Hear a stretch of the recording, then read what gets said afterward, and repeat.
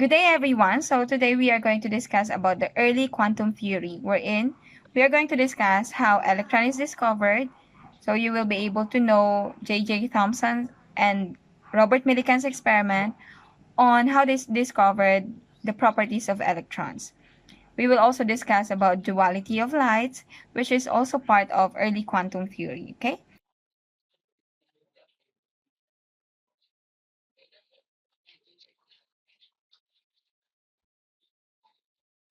Okay, so this one is the apparatus that J.J. Thompson has used. So you have here cathode and anode, wherein cathode rays are produced. And you can see here on this part, we have charged plates. We have positive plate and then negative plate.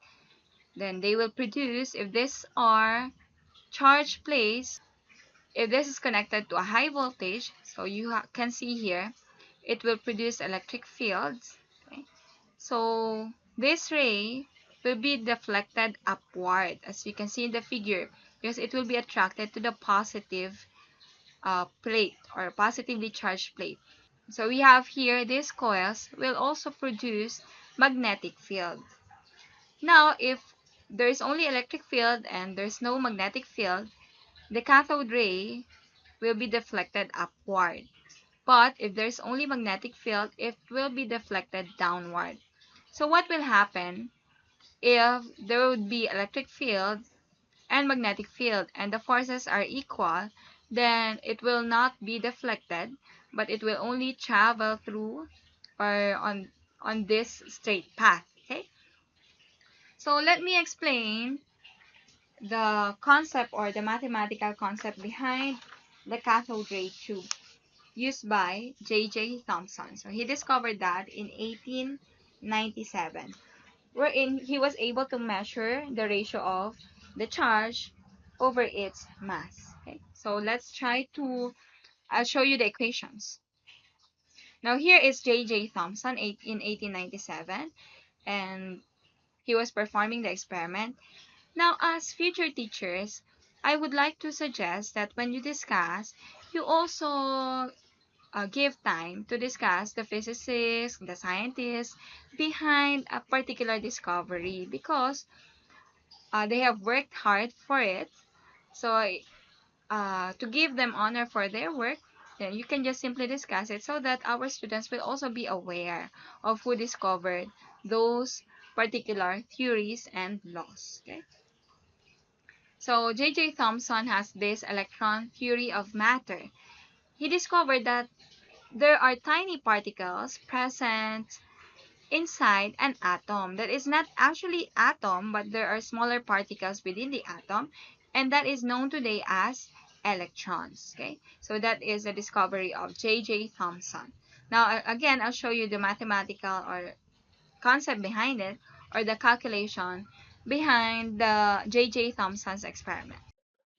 Okay, so let us recall that there is again force exerted by the magnetic field. So that force exerted by the magnetic field, let us recall the equation from your electricity and magnetism, that you have force is actually equal to Q, the charge of the particle, then the velocity, and then the magnetic field strength, or the QVB.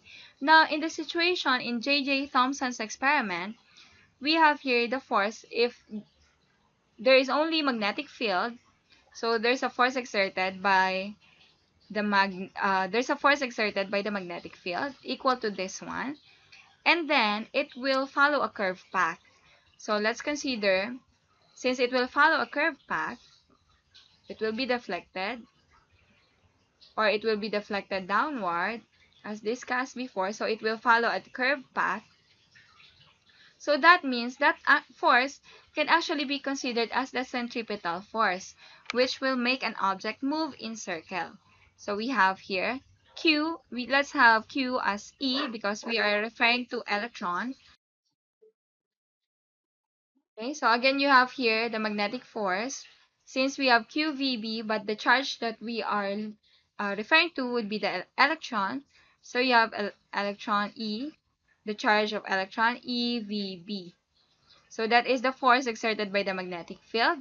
And since it will follow a curved path, we can consider it as the centripetal force mv squared over r. Okay, we have here the radius of curvature r. And what we wanted to do now is to get the ratio of E to M. So we have E over M. So let's just derive the equation. We have to divide everything by M. And also divide everything by VB.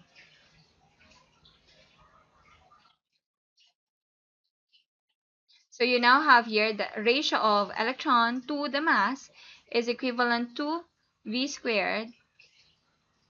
We cancel out mass. So you have VRB. So we can cancel out velocity. One velocity, so E over M becomes V over BR. So this one, the ratio of E over M was discovered by J.J. Thompson. But how was the velocity calculated? So let's continue so that we will be able to see how's the velocity calculated. Note also that in the setup, we can adjust the electric field. If electric field is adjusted so that the force exerted by the electric field would be equal to the force exerted by the magnetic field, then there will be no deflection. So what happens here? We have the force, the magnetic field, is equal to the force exerted by the electric field. Recall also that in your electricity and magnetism, we have an equation wherein we have electric field is force or electrostatic force divided by charge or divided by the test charge. Okay, so you have here also Q E as the force exerted. Okay, so you have here the force exerted on the test charge. So the electrostatic force here would be the electron times E. So the force exerted by the electric field is the charge of the electron times the electric field produced. So as I've mentioned, there's no deflection, therefore the forces are balanced, they are equal. So again, the force that we have for magnetic field, we have E, V, B is equivalent to charge E times electric field E.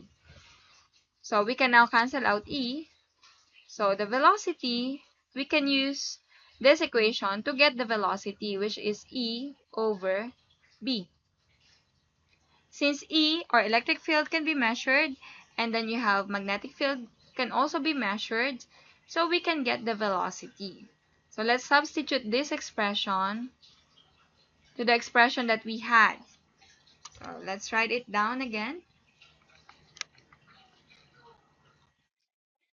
Okay, let's write down the equation that we had before. We have here the ratio of E over M is equivalent to V over BR. So using this expression for velocity, we have E over M is equivalent to E B squared R. So as I have mentioned, the radius can be calculated or can be measured. The magnetic field can also be measured, and then also the electric field. Therefore, J.J. Thompson, using that experiment, was able to calculate the ratio between the electric field or so therefore with this calculation, the ratio of E to M, so it was discovered by J.J. Thompson through that particular experiment. Okay. So this one and this value, or the value for this one, is equivalent to 1.76 times 10 to the 11th times 10 to 11 coulomb per kilogram. Yes, because we have here electrical charge is in coulomb and then mass is in kilogram. So that one was discovered by J.J. Thompson. And it was his student, J.S. Thompson, who was able to make the first measurements of electrons in 1897. So J.J. Thompson ended with the ratio of E to M.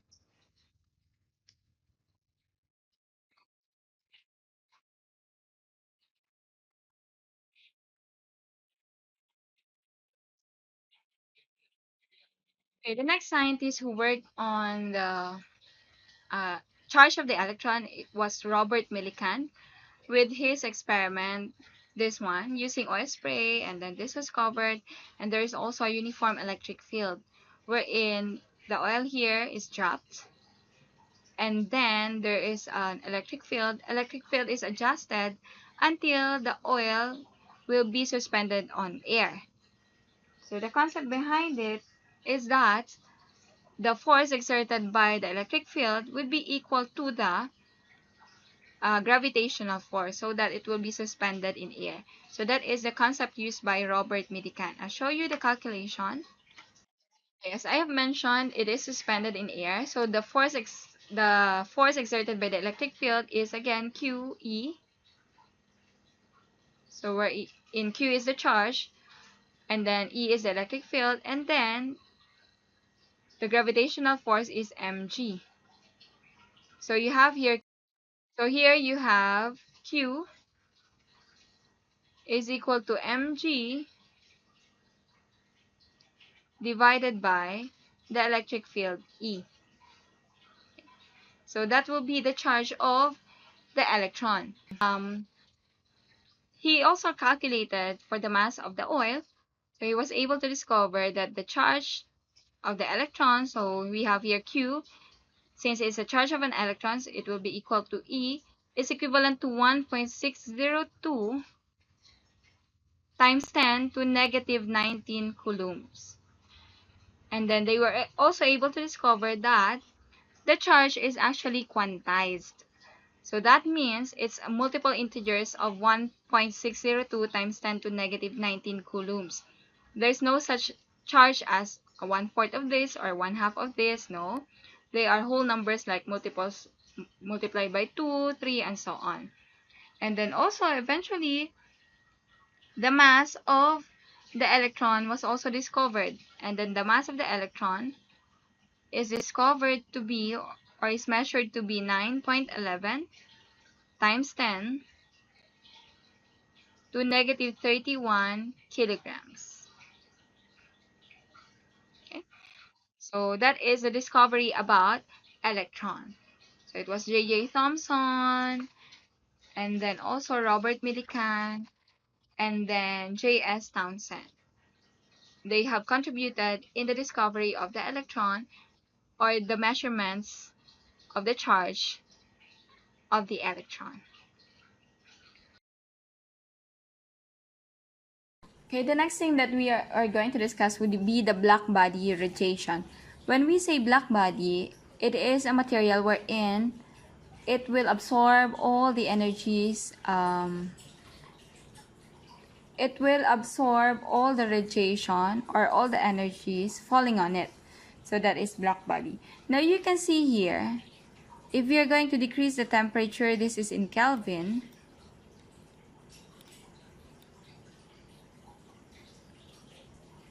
Okay, you can see here that the peak is at this wavelength, at a lower wavelength.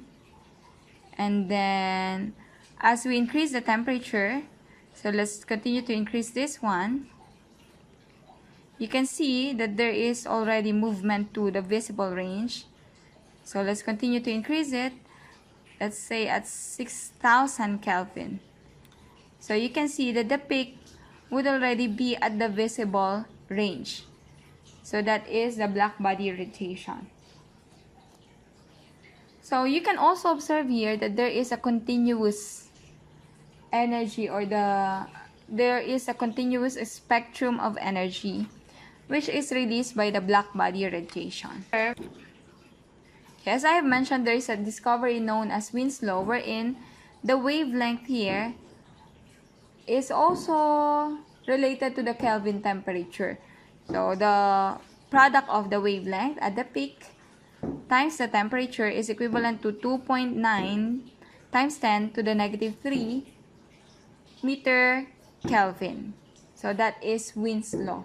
Now, as I have mentioned, according to this one, there is a continuous range of frequency, or the spectrum contains a continuous range of frequency. Maxwell's electromagnetic theory also has mentioned that there is an oscillating electric charges and then it produces electromagnetic waves. And also the radiation emitted by hot object is because of the oscillations of those electric charges. However, this theory didn't explain the spectrum of light. Now let's talk about Max Planck. Okay, for Max Planck, in 1900, Max Planck actually proposed a different theory wherein he has found that the energy is not distributed at a continuous amount. So the energy emitted or released by black body radiation is not actually continuous, but it is composed of discrete amounts of energy, which is related to the oscillation or the frequency of oscillation. Okay, again, according to Max Planck or Planck's quantum theory of radiation, that this one doesn't emit continuous amount of energy, but it is composed of discrete amount of energy or integral multiples of energy. So this is expressed in this equation. Okay, so this is expressed in this equation. We have here the energy minimum would be equivalent to the Max Planck's constant times the frequency of oscillation, wherein the Planck's constant is equivalent to 6.626 times 10 to negative 34 joule second. So again, the energy is in discrete amounts. It's like electron charge. Yung kanina I was explaining that electron charge is quantized.